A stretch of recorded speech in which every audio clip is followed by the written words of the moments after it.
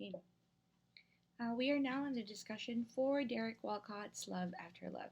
Right, so originally we were supposed to take up four poems, if you can remember, but I took out the last one just to make your load lighter. Right, so without further ado, let's go to Derek Walcott first. So he was born January 23, 1930, and then died March 17, 2017 at St. Lucia, West Indies. This used to be part of the British monarchy, but then it gained its independence in 1979, and that plays a lot into the poetry of Derek Walcott. His figuring mostly in the Caribbean identity and how it flourished even under British rule. Okay, so he studied in the University of the West Indies, and he's a poet as well as a playwright. One critic even wrote that his plays sounded like full length poems, or maybe an epic, I guess.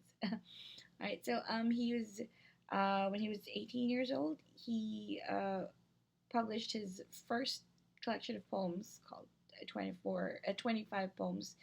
That was in 1948. And in 1949, he also came up with Epitaph for the Young. And then in 1992, it's also noted that he was the first Caribbean writer to win the Nobel Peace Prize for Literature. Right, so now let's go to his poem, Love After Love. And I wanted to end the semester with a discussion of this poem because, even though Circe's grief was definitely a very tasty piece. I wanted to end with something a little bit more positive and encouraging, especially with the kind of times that we're dealing with now, right? Um, it's it may not be the same thing as, let's say, the end of a love affair, but it still has that um, it still has that beacon of hope at the end that things will get better, right? So let's start with Love After Love. By the way, it's found in Derek Walcott's collection of poems called Sea Grapes. Love After Love by Derek Walcott. The time will come when, with elation, you will greet yourself arriving at your own door in your own mirror, and each will smile at the other's welcome and say, "Sit here, eat." You will love again the stranger who was yourself. Give wine, give bread, give back your heart to itself, to the stranger who has loved you all your life, whom you ignored for another who knows you by heart. Take down the love letters from the bookshelf, the photographs, desperate notes. Peel your own image from the mirror. Sit, feast on your life.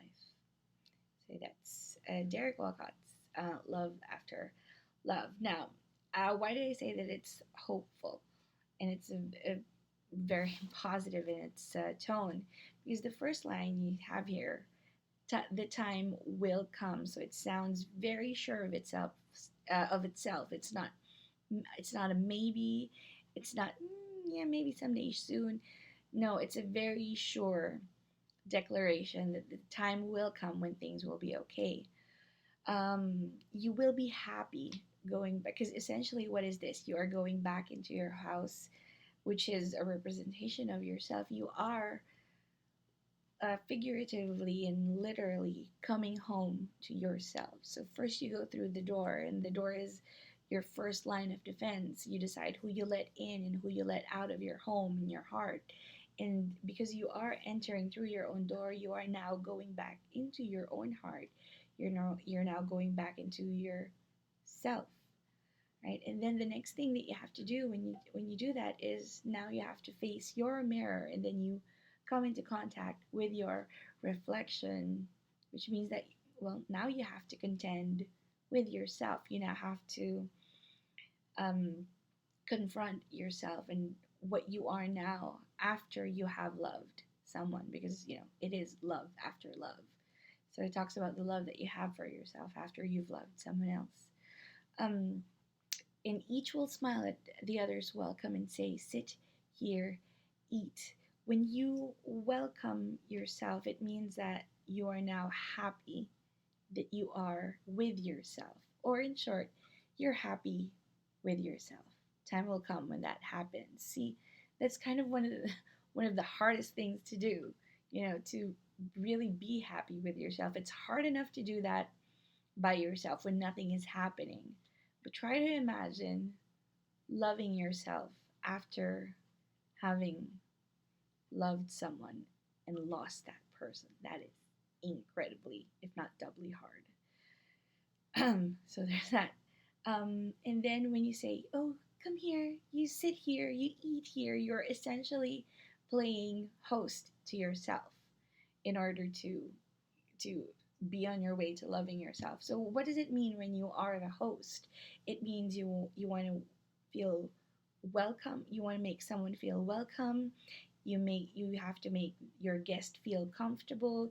You have to cater to all of your guests' needs. And this is saying that you have to now do that for yourself.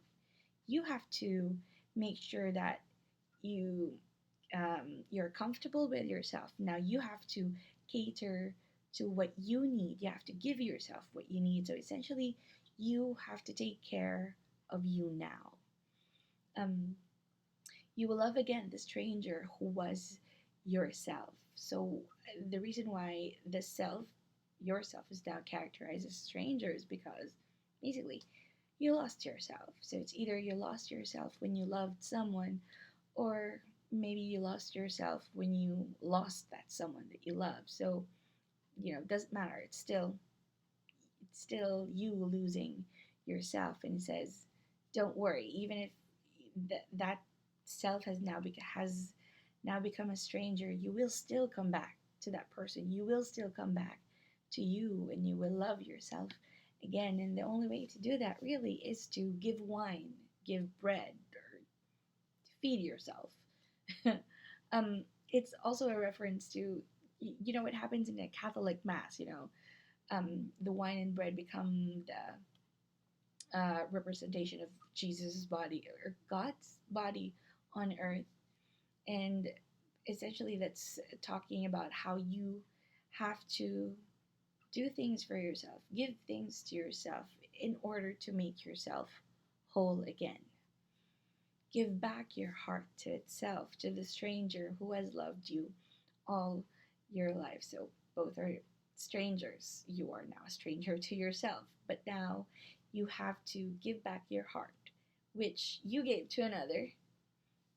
Um, uh, you gave to another and then lost it, of course, because you know it's not your heart is not their property.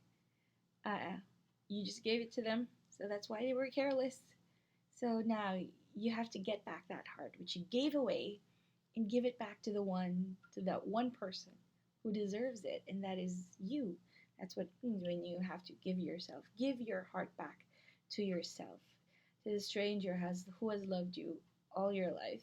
And this also means, aside from yourself, you also have to surround yourself with people who love you and people who actually choose to be with you. And there's no other person more deserving of that title but yourself, because there's probably no one else who can love you the best except for yourself, right? So to the stranger who has loved you all your life, whom you ignored for another. And that's kind of, I guess, the tendency of people when they fall in love with someone. They tend to forget who they are. And when you think of it, when you love someone, um, but then in order to love that person, you have to not love yourself, or you have to lose sight of yourself. That's probably not love. I guess the best kind of love is to love that person, and loving that person feels a lot like loving yourself back too. Yeah. All right, so and let's continue. Who knows you by heart? So now you have to do this. You have to take down the love letters from the bookshelf, the photographs, the desperate notes. Peel your own image from the mirror. It means you have to. This is your house. um, take away all take away all the memories that you have of that person. So that's why you take down the pictures. You take down all of the love letters from the bookshelf. You take down every um, every sign that you gave someone else the love that you should have been giving to yourself. So you take down all those love letters, even the desperate notes.